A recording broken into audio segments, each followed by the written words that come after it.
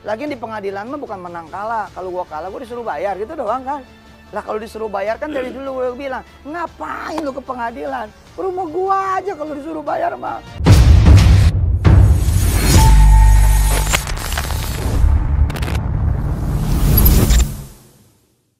Bismillahirrahmanirrahim. Assalamualaikum warahmatullahi wabarakatuh. Kembali lagi bersama saya Walid dari channel YouTube Jia TV. Gugatan 98 triliun lanjut ke PK. Zaini Mustafa tak menyerah miskinkan Yusuf Mansur, bos warung steak. Jadi seperti yang sudah teman-teman ketahui, Pak Zaini Mustafa ini adalah orang yang pertama kali menggugat Yusuf Mansur untuk kasus investasi batubara. Beliau ini selain sebagai korban dari investasi batubara Yusuf Mansur tentunya, dia juga ini sebagai pengacara yang menangani beberapa kasus yang bersentuhan dengan atau beririsan dengan nama Yusuf Mansur alias Jam'an Nur Khatib Mansur. Saya pernah katakan di salah satu konten saya bahwa Pak Zaini Mustafa ini orang yang salah satu orang yang paling tepat untuk kemudian melawan Yusuf Mansur, karena dia selain orang yang begitu paham hukum, dia juga orang yang mengalami langsung hal di mana dia posisinya itu sebagai korban. Artinya dia tahu persis bahwa dia pernah merasa ditipu oleh seseorang bernama Jam'an Nur Khatib Mansur alias Yusuf Mansur. Dalam video kali ini saya akan tampilkan wawancara dari Mas Aji, pemilik dari atau admin dari channel YouTube Jia TV, yang dalam hal ini mewawancarai Pak Zaini Mustafa. Di mana di sini Pak Zaini Mustafa menginformasikan bahwa beliau sudah secara resmi itu masuk ke tahap PK, peninjauan kembali untuk kasusnya investasi batubara, di mana di sini Pak Zaini Mustafa menuntut Yusuf Mansur sejumlah 98 triliun. Yang mana kalau saya tidak salah, beliau ini menang di Pengadilan Negeri Jakarta Selatan dengan pihak Yusuf Mansur atau sebagai yang digugat itu wajib mengganti rugi sejumlah 1,2 miliar sekian kalau tidak salah waktu itu. Yang mana kemudian Yusuf Mansur ini mengajukan banding dan juga kasasi. Yang mana di sana keputusannya itu perlu dipertanyakan. Baik, kita simak video wawancara Mas Aji dengan Pak Zaini Mustafa mengenai PK yang diajukan oleh Pak Zaini untuk kasus investasi batubara yang ini juga menyeret nama Yusuf Mansur, di mana di sana dia ditulis sebagai Komisaris PT Adi Partner Perkasa, teman-teman. Bismillahirrahmanirrahim. Assalamualaikum warahmatullahi wabarakatuh, teman-teman. Kembali bersama saya Ji di Jia TV. Sebelumnya saya ucapkan selamat menunaikan ibadah puasa Ramadan. Semoga amal ibadah puasa kita diterima oleh Allah Subhanahu wa taala.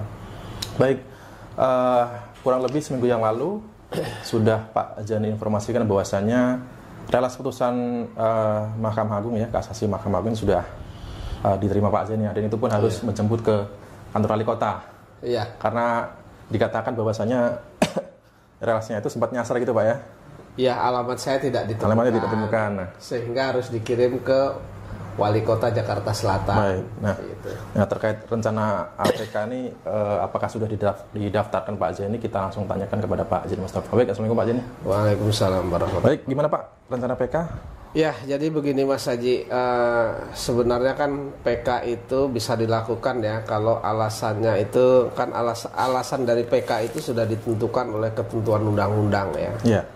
Yang menyangkut ketentuan PK, alasan PK itu diatur dalam pasal 67 ya. Terus kemudian Undang-Undang Nomor 3 tahun 2009, perubahan kedua atas Undang-Undang Nomor 14 tahun 1985 tentang Mahkamah Agung begitu ya. Nah, terkait dengan yang sudah diatur itu, maka saya Mas hari ini hari Jumat tanggal 14 Maret 2025 sudah mengajukan permohonan PK. Kemudian sekaligus menyerahkan memori PK. Jadi PK itu kan harus pakai memori. Nah, terkait dengan memori PK saya itu resmi sudah didaftarkan Mas Haji ya. Baik, alhamdulillah. Ini Mas Haji. Ya, kapan ya Pak daftar Pak? Jadi hari Jumat tadi. Hari Jumat kita ambil barokahnya ya. Yeah. Ngambil barokahnya kita daftarkan hari Jumat sebelum sholat Jumat tadi. resmi diterima dan ini tadi sekumnya. Namun akte pernyataannya karena tadi pejabatnya tidak berada di tempat, akte permohonannya kemudian akte penyerahan memorinya belum bisa saya ambil, mungkin Senin atau Selasa Mas Haji ya gitu. Baik. Tapi resmi sudah daftarkan karena sekum juga sudah dibayar dengan lunas begitu Mas Haji. Terkait dengan PK tersebut, setelah saya cermati baik itu putusan Pengadilan Negeri, kemudian Pengadilan Tinggi Jakarta, kemudian Kasasi Mahkamah Agung ya, maka saya menyimpulkan ada 3 alasan untuk mengajukan PK tersebut. Jadi alasan huruf A ya, dari pasal 67 itu Undang-Undang Nomor 3 tahun 2009. Kemudian itu sebagai perubahan kedua atas Undang-Undang Nomor 14 tahun 1985 itu. Yang pertama adalah bisa diajukan PK kalau putusan itu didasarkan oleh suatu kebohongan. Itu huruf A. Saya masuk di sana. Kemudian yang kedua, ditemukan alat bukti yang ketika itu sebenarnya sudah diajukan maka akan putusan itu tidak seperti itulah begitu.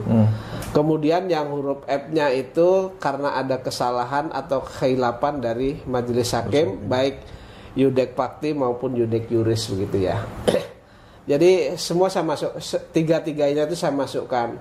Yang pertama mungkin perlu saya bahas kenapa saya mengajukan berdasarkan kebohongan atau ditemukan alat bukti huruf A dan B. Nah, saya kan menemukan satu alat bukti surat dari Kementerian Koperasi dan UKM RI ya. Yang di sana menyatakan bahwa yang tercatat dalam surat tersebut sebagai ketua KJK SBMT Darussalam itu atau tergugat 4 dalam perkara saya itu yang tercatat sebagai ketua adalah Imam Prakoso. Kemudian sekretarisnya Eko Perihantono. Padahal di dalam perkara saya baik itu yang bertanda tangan baik yang digunakan di Pengadilan Negeri maupun Pengadilan Tinggi maupun Kasasi Mahkamah Agung yang bertanda tangan yang mengaku sebagai ketua adalah Saudara Chandra Dermawan. Kemudian yang mengaku sebagai sekretaris adalah Saudara R. Yudi Suwardi. Sehingga menurut hemat saya karena orang-orang tersebut sesuai dengan alat bukti yang saya ajukan ini bukan pihak yang tercatat, maka tidak berwenang untuk menandatangani surat kuasa tersebut. Nah, ketika mereka orang-orang yang tidak berwenang menandatangani surat kuasa lalu kemudian digunakan di pengadilan, lalu kemudian hakim juga memutus pertimbangannya berdasarkan alasan daripada orang yang diberi kuasa secara tidak sah tersebut, maka menurut hemat kami adalah cacat hukum ya. Karena yang bertindak kan yang tidak berwenang. Oleh karena itu maka saya menganggap bahwa putusan Pengadilan Negeri, putusan Pengadilan Tinggi, putusan Kasasi Mahkamah Agung itu dibuat berdasarkan suatu kebohongan yang dilakukan oleh pihak lawan. Maka menurut hemat saya tidak sah dan harus dibatalkan begitu Mas. Kemudian alasan berikutnya adalah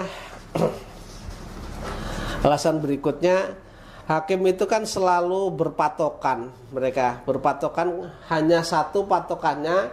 Yang pertama, tingkat pengadilan tinggi itu memutus perkara saya itu dasarnya adalah perjanjian orang lain. Berkali-kali ini mungkin saya sampaikan. Yang saya tidak berada di sana, ya kan? Nah, jadi kalau saya tidak berada di sana, saya tidak bisa dimintain pertanggungjawaban kan begitu kan? Nah, kemudian yang kedua adalah mereka menggunakan pasal 49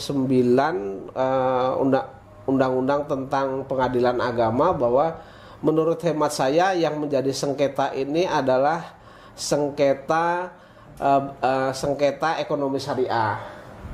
Nah, itu. Nah, Kemudian saya urut, kalau toh itu sengketa syariah dasarnya apa gitu. Ternyata dia hanya mempergunakan pasal 49 itu menarik kata-kata bagi orang-orang Islam tempat pengadilan di pengadilan agama. Ternyata setelah saya kaji secara menyeluruh berkaitan dengan kewenangan pembagian kekuasaan di pengadilan, peradilan umum, peradilan agama, peradilan tata usaha negara, peradilan militer dan seterusnya, itu menurut hemat saya adalah yang berwenang adalah tetap peradilan umum. Dalam hal perkara saya ini adalah Jakarta Selatan yang berwenang. Alasannya adalah bahwa satu, alasannya di sana menyatakan bahwa ekonomi syariah, kalau ekonomi syariah sesuai dengan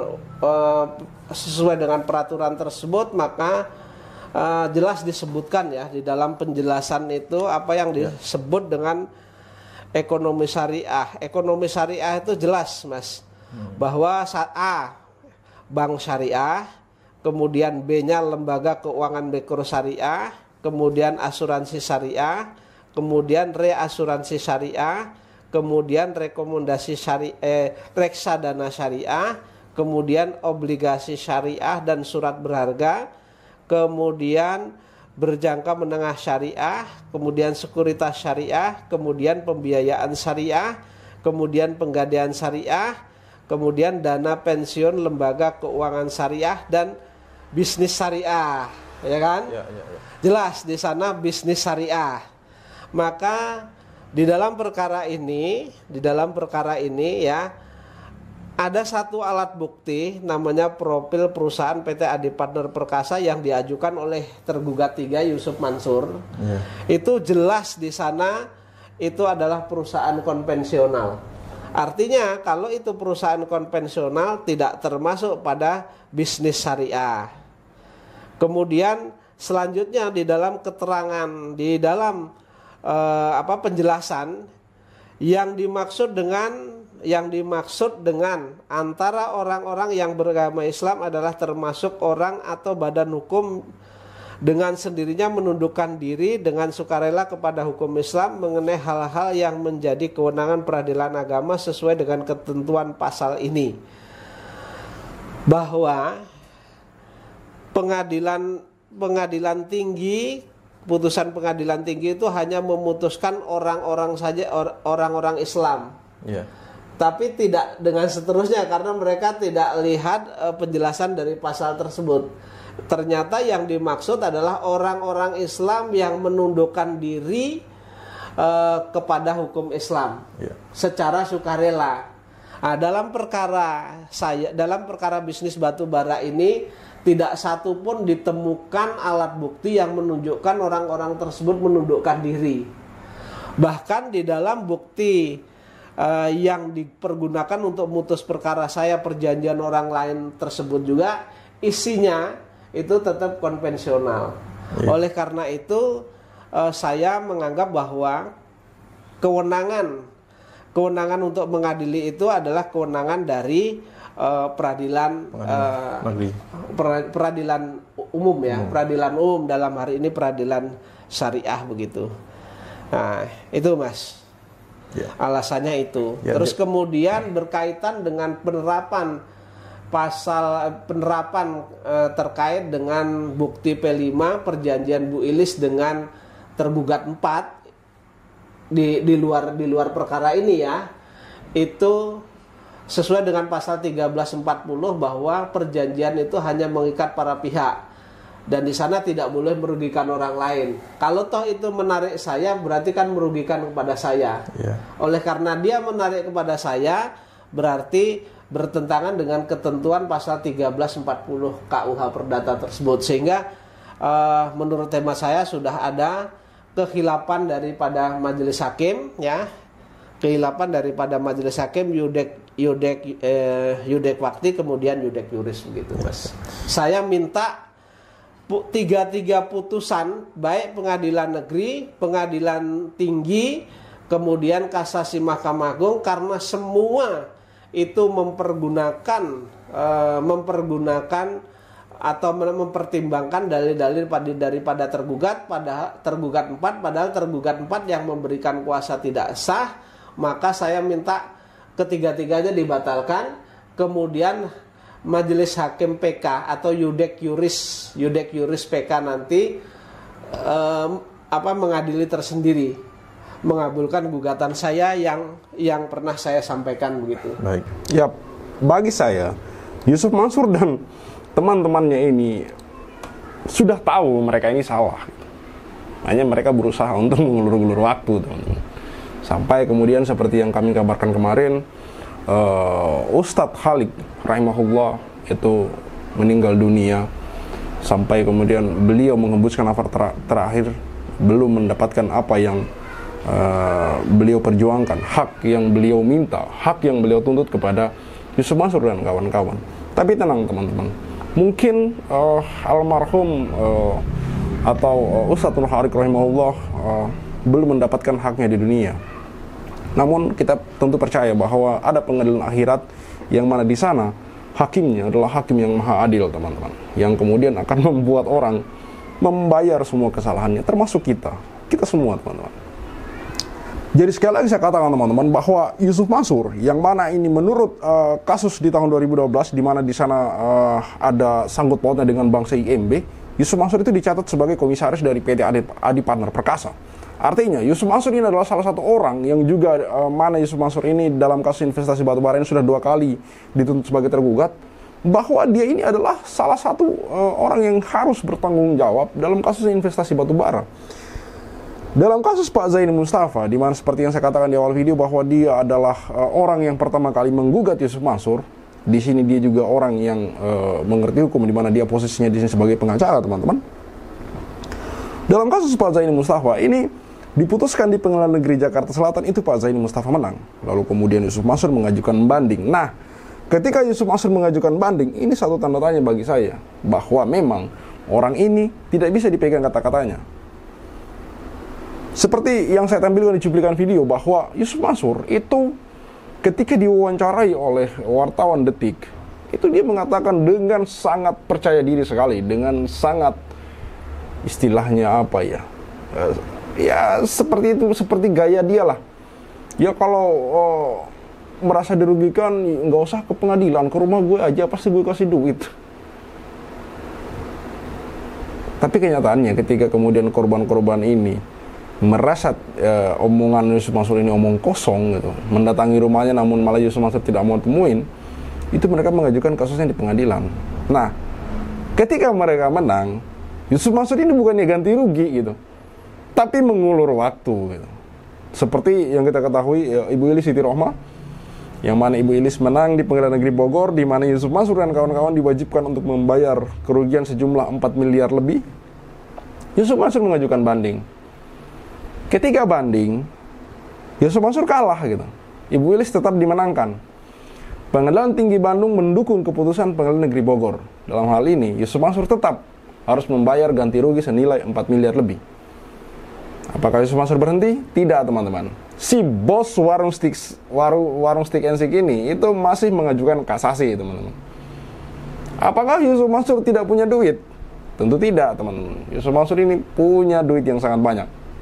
Kalau hari ini Yusuf Mansur berhenti flexing, coba teman-teman lihat video dia di waktu lalu ketika belum tersentuh hukum. Ketika kemudian belum ada yang melaporkan, ketika kemudian belum banyak yang mengkritik dia. Coba teman-teman lihat seberapa banyak Yusuf Mansur flexing, mau beli klub sepak bola lah, mau beli Real Madrid lah, mau beli YouTube lah, mau itulah, mau beli pesawat, alalala, banyak sekali. Sekarang Yusuf Mansur berhenti. Yusuf Mansur berhenti berbicara tentang sedekah. Yusuf Mansur berhenti berbicara tentang kekayaannya. Kenapa, teman-teman? Dia tahu betul bahwa semua mata mulai melirik padanya. Jadi Yusuf Mansur hentikan itu semua. Kalau saya lihat di Twitter, Yusuf Mansur memposting ceramah dan ceramah. Bukan salah, itu tidak salah. Memposting ceramah itu hal yang paling benar. Tapi pertanyaannya, kenapa postingan itu berubah setelah kemudian banyak kritikan? Kenapa Yusuf Mansur berhenti berceramah tentang sedekah ketika kemudian banyak orang yang mempertanyakan kemana uang sedekah itu mengalir? Kenapa Yusuf Mansur berhenti berbicara tentang bisnis investasi ketika kemudian orang-orang sudah banyak yang mengkritik bisnis-bisnis investasi yang dia bangun, yang mana semuanya mangkrak? Kenapa dia berhenti gitu? Apakah dia ketakutan? Apakah kemudian dia mulai merasa diincar, teman-teman? Tentu, kalau orang benar tidak akan pernah merasa takut.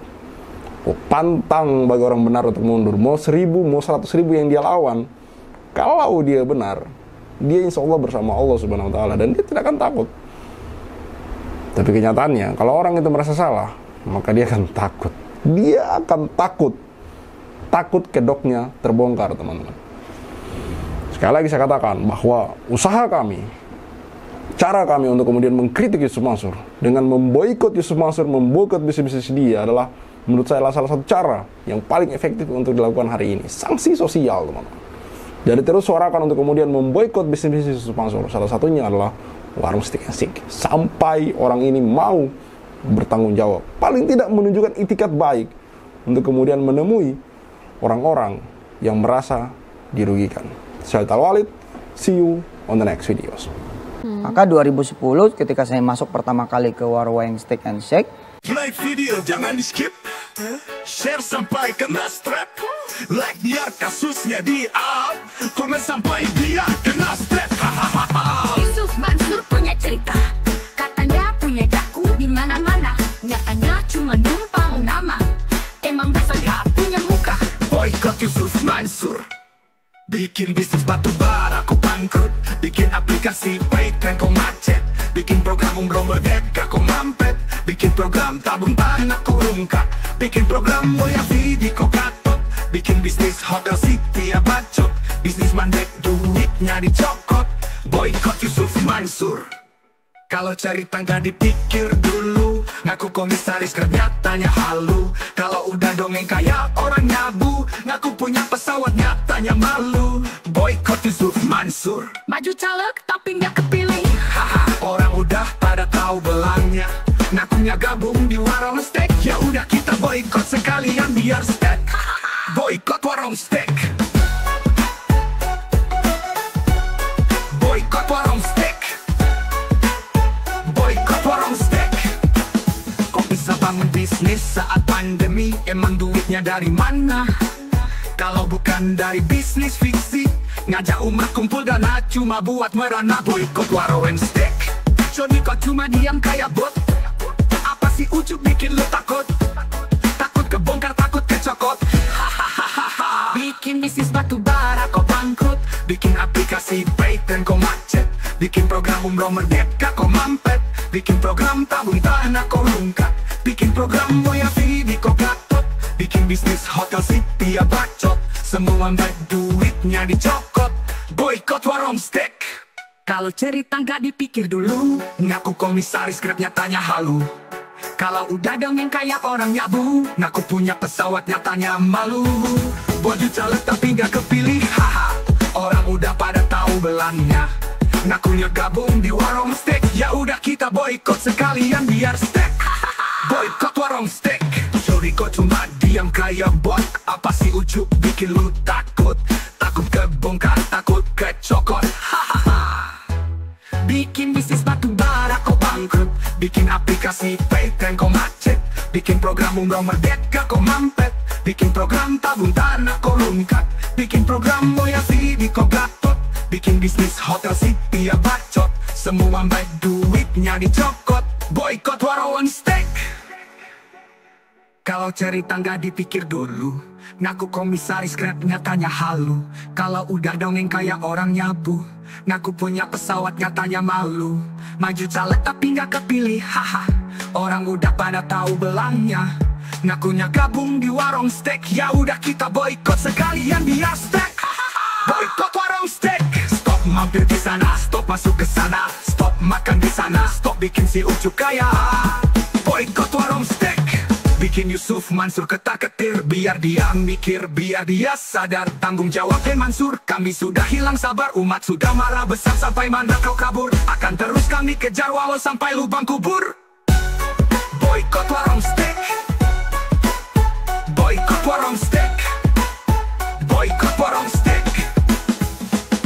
Play video jangan di skip, share sampai kena strap. Like biar kasusnya di up, komen sampai dia kena step. Hahaha.